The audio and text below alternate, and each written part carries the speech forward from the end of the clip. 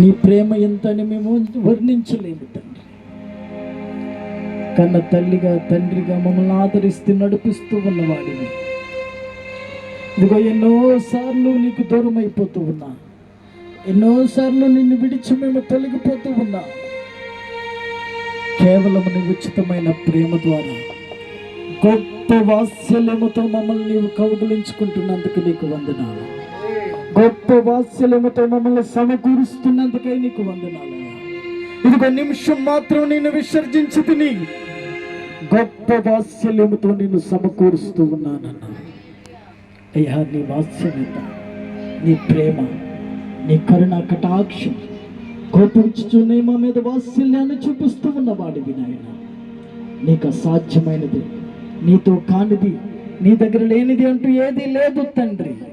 సమస్తము నీకు సాధ్యమే.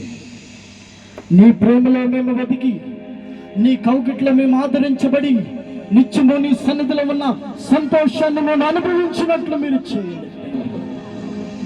Only thank you Jesus. Thank you presence of holy spirit in the name of Jesus. Thank you Jesus. కన్నవారి కంటే అది మిన్నైన ప్రేమ, వారిని సహితము కన్న ప్రేమ. ప్రేమ ఇది యేసు ప్రేమ, ప్రేమ ఇది తండ్రి ప్రేమ, ప్రేమ ఈ ప్రాణమిచ్చిన ప్రేమ, కలువరి ప్రేమ. Thank you Jesus. Thank you holy spirit.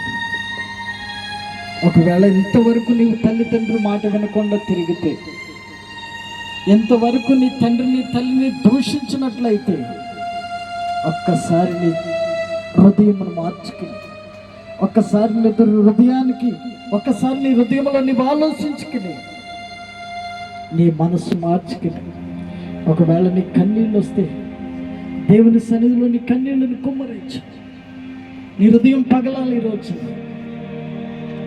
నీ కొరకు ఆలోచిస్తూ ఉన్నారు నీ తల్లి తండ్రి. ప్రతి దినము ఇదిగో నా కుమారుడు ఏం తింటాడు, నా కుమారుడు ఏమి తింటాడు, నా బిడ్డలకి ఇదిగో బట్టలు, ఈ బట్టలు అయితే బాగుంటాయి, ఇలా చదివితే బాగుంటుంది, ఈ స్కూల్ అయితే బాగుంటుంది, ఈ బట్టలు అయితే బాగుంటాయి, ఇదిగో నా బిడ్డలకి ఈ వస్తువులు అయితే బాగుంటాయి అని నిద్రాహారాలు లేకుండా ఆలోచిస్తూ ఉన్నారు నీ తల్లి తండ్రి. ఏదో నువ్వు వాట్సాప్లో స్టేటస్లు పెట్టి వాళ్ళని సంతోషపరచలేవు. ఏదో నువ్వు ఒకసారి వాళ్ళ దగ్గరికి వెళ్ళి వాళ్ళకి సన్మానం చేస్తే నువ్వు సంతోషపరచలేవు. నీ వారి మాట వింటే నిత్యము నిన్ను బట్టి వారు ఆనందిస్తారు. ప్రార్థన చేసుకుంటారు. ఎవరైనా మీలో ప్రేరేపించబడిన వారు ప్రార్థన చేయండి.